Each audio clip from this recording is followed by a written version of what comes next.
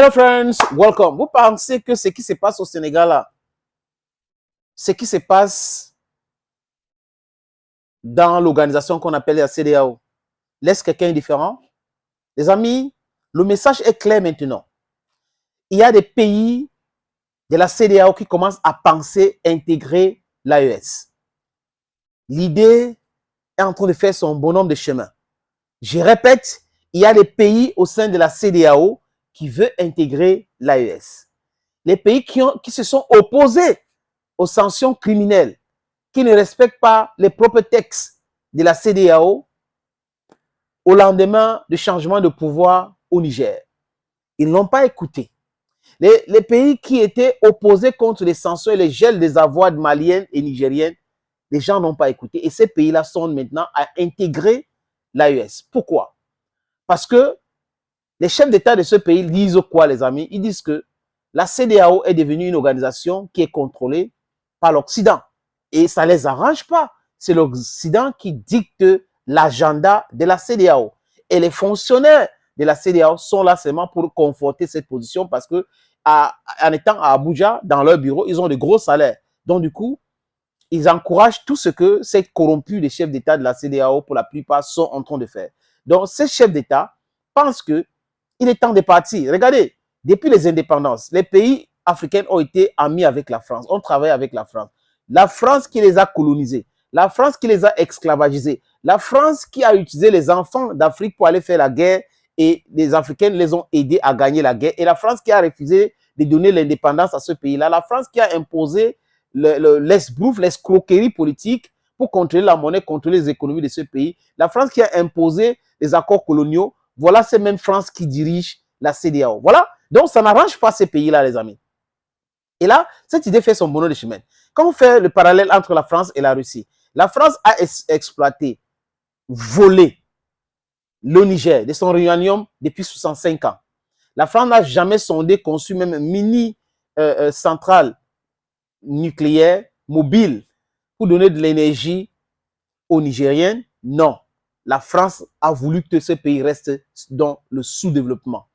Et avec ces militaires-là pour les menacer de temps en temps, les amis. Et là, Dieu merci, le peuple a décidé que cette France doit partir. Et cette France, donc maintenant, a le mal de ce pays. Et cette France veut tout faire pour détruire ce pays-là. Mais heureusement, aujourd'hui, ces pays ont bien compris. Les trois, ils se sont mis ensemble, hein, économiquement, militairement, pour se défendre. Et la Russie est à l'intérieur. Comme je disais, France-Russie. La Russie vient d'arriver et la Russie accepte de construire une centrale nucléaire pour donner de l'énergie. Et quand cette centrale nucléaire sera entamée et on va compléter la construction, qu'est-ce qui va se passer, les amis? Je répète, qu'est-ce qui va se passer? Les pays de l'AES vont avoir suffisamment d'énergie pour vendre moins cher. Et donc, et qui dit énergie moins chère, dit compétitivité de votre économie. Donc, ces pays-là pensent que si la France les aimait depuis, la France devait penser à électrifier ce pays. Et la France a toujours pensé à maintenir ce pays-là dans le noir. Voilà pourquoi certains pays commencent à penser que c'est bien de rejoindre l'AES. Et là, je répète encore, Macky Sall n'a pas aidé les affaires avec son coup d'État constitutionnel qu'il a orchestré au Sénégal, qui ne va pas prospérer, les amis.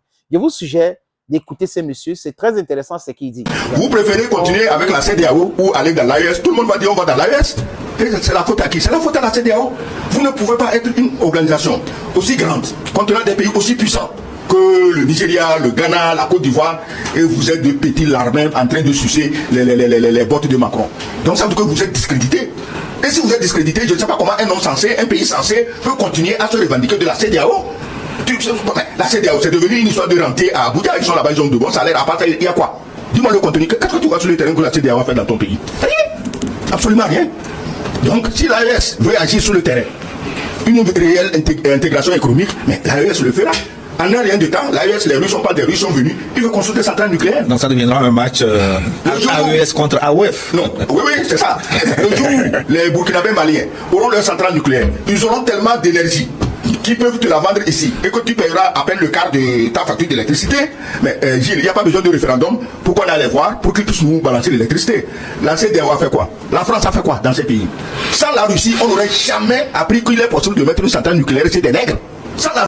Voilà, très intéressant. Très intéressant, les amis.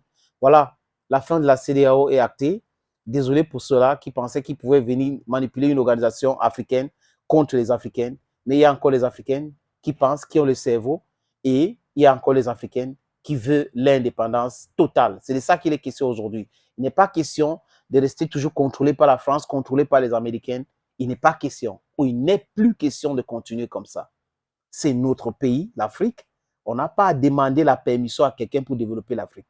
Voilà la sorcellerie, les amis, où le Fonds monétaire international vient nous dicter comment est-ce qu'on devrait développer notre continent. Et on a vu depuis longtemps que cette Fonds monétaire international est un danger permanent pour le développement en Afrique.